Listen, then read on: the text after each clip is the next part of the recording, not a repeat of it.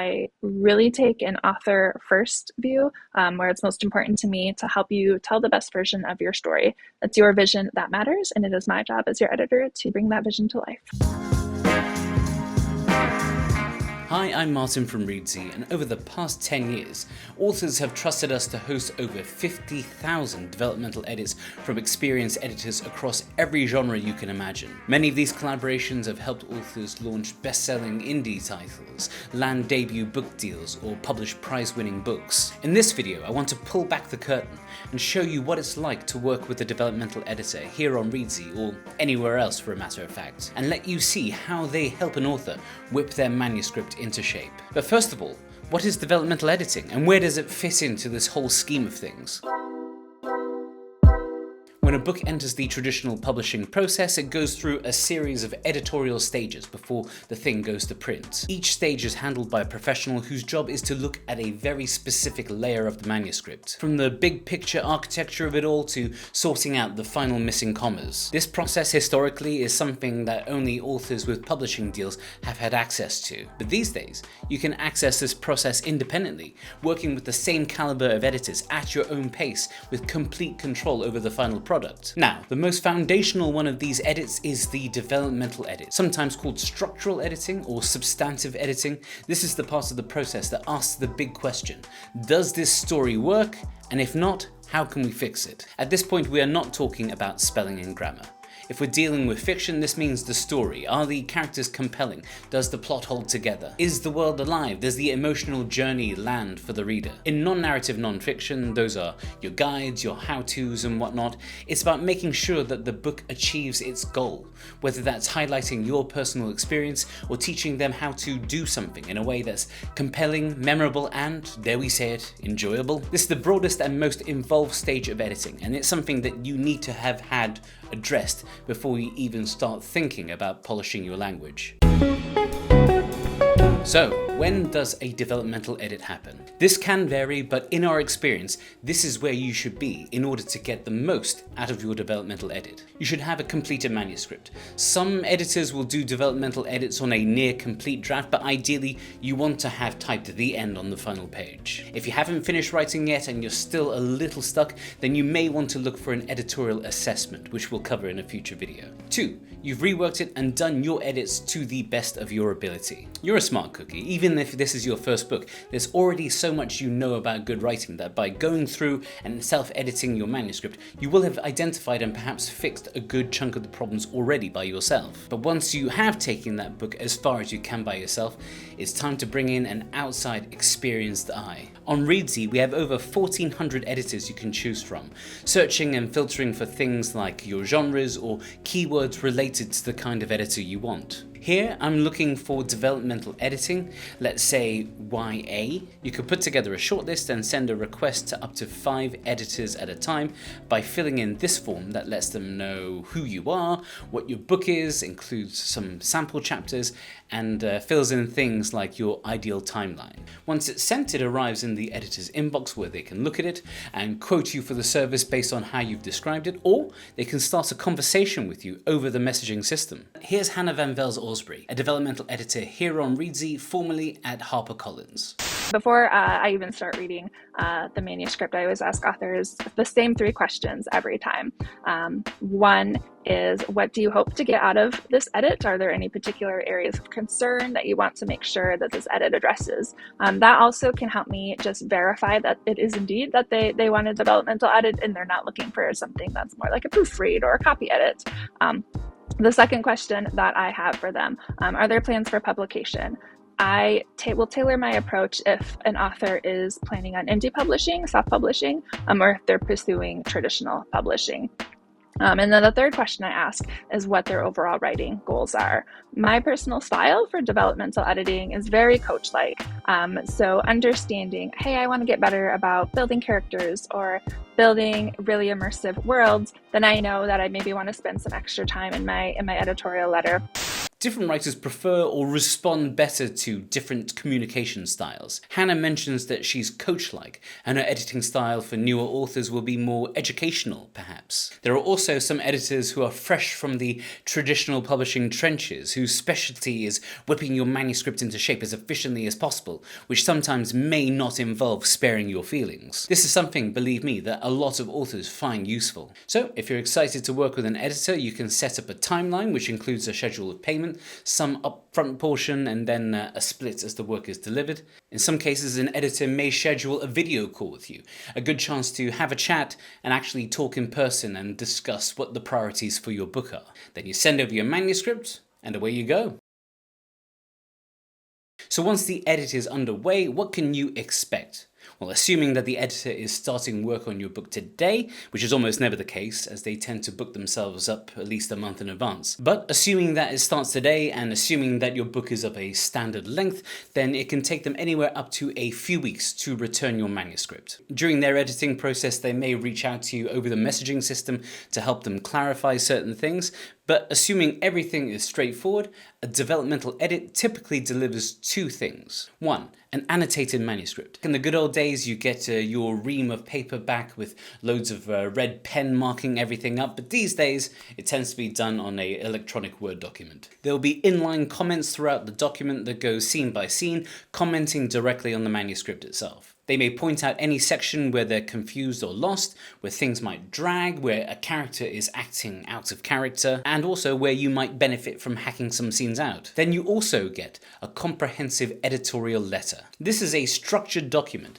that tells you what is working with your manuscript, what they love, but also what isn't working, and what the editor recommends doing about it. Depending on the editor and the manuscript, these letters can run to thousands of words. Hannah mentions that in every edit she will almost always focus on 5 distinct areas, and this will be reflected in the editorial letter. When you get your developmental edit back, you can expect your editor to have focused on the character arcs of your main characters. So thinking about who they are at the beginning of the story, who they are at the end of the story, and the journey that they get there. I always like to make sure that when we talk about characters in a book, that we think about their internal conflict. And is that internal conflict compelling when taken alongside that external conflict? What's very marketable is having strong character-driven works, and that's where that internal conflict comes to life.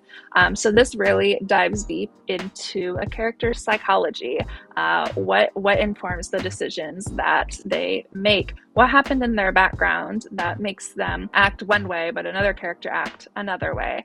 As I like to say here at Reedsy, character is story. It's always about something that happens to someone and how they react and adapt. If that human story isn't working, then everything else in your book will fall apart. But that's not to say that the things that happen in your story don't matter.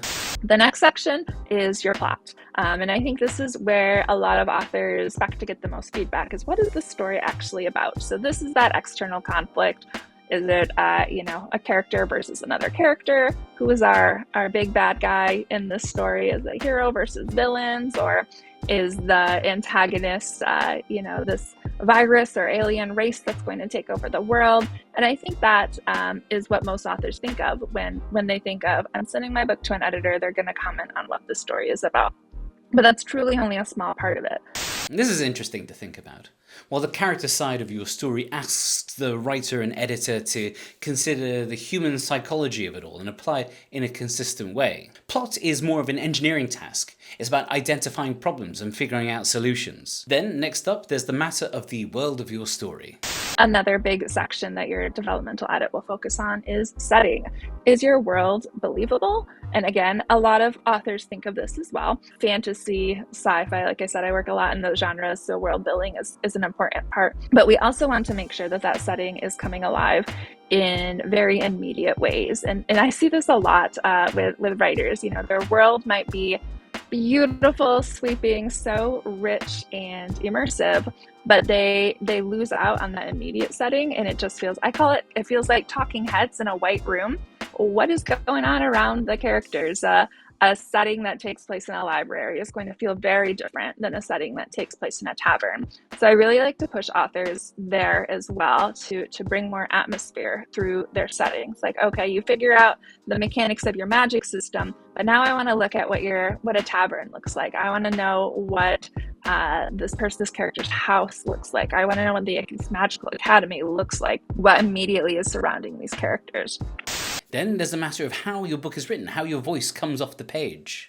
Next, in the developmental edit, I also focus on general writing. So this includes things like voice, technical considerations, which is albeit a very small part, but voice is a big one. And this is where we think of character interiority. And it does the narrative voice serve the story that you are trying to tell. So you might have a very serious story, but the character, the narrative voice is kind of dry or sarcastic, and talk about what that means about that character, how that supports what the story is. And finally, there's the thing that authors are often most eager to hear about, the marketability, which I would urge you to not think about as, will my book be a big hit, but more, where will I find my readers? And lastly, I always include a section on marketability as well. And this is where that comes in. Are you planning on pursuing traditional publishing? Are you planning on self-publishing? And talk about where the market is for a story like this. So it's a lot. There's a lot of considerations that go into it. Again, not all editors will arrange their feedback in this particular order. However, their goal will always be the same, to give you something to guide your next round of revisions. In many cases, editors will also offer to jump on a video call with you after you've had time to digest some of their suggestions. This isn't something that all editors offer by default, but if you think this is something you'll find useful, ask about it in the negotiation stages, and remember to take them up on this offer. If you're finding this useful, consider hitting the like button and subscribing to this channel. We do stuff like this all the time. For a lot of writers, this could be the first time that someone else has read what you've written, or if not, it's the first time you've had a reader who isn't a friend or a partner who loves you. We're talking about a professional stranger whose job is to tell you honestly what isn't working about your book. And naturally, you may feel daunted. But the gratifying thing that we've heard from so many authors who find their first editors here on Reedsy is how any fear of embarrassment or rejection will quickly put out. A lot of times when authors are hiring an editor, especially a developmental editor, which is often the first edit that they get done, this is the first time that their book has been in front of another set of eyes ever. So I'm very aware of that privilege and very aware that it can be kind of nerve-wracking for authors to send their book baby out into the world. So I take that into account in the way that I deliver feedback to authors as well. And that's no small thing. The developmental editors who do this job well understand that they're shaping an artist near the start of their journey as they try to take an idea and turn it into something real. Which brings us back to something Hannah said at the start, and I think it's a great way to close this out. I really take an author first view, where it's most important to me to help you tell the best version of your story. It's your vision that matters, and it is my job as your editor to bring that vision to life. So if you're working on a manuscript and you're wondering whether a developmental edit is the right next step, the best thing you can do is start a conversation with an editor. On Reedsy, you can reach out to them and you don't have to pay anything until you agree on an actual collaboration. So go ahead, take a chance and chat with someone who may turn out to be your ideal editor. In the next video in this series, I'll be talking about editorial assessments. This is a lighter touch alternative for people earlier in the process, or if you just want a professional read before committing to a full edit. Remember to like this video and smash the subscribe button. I'll see you on the shelves.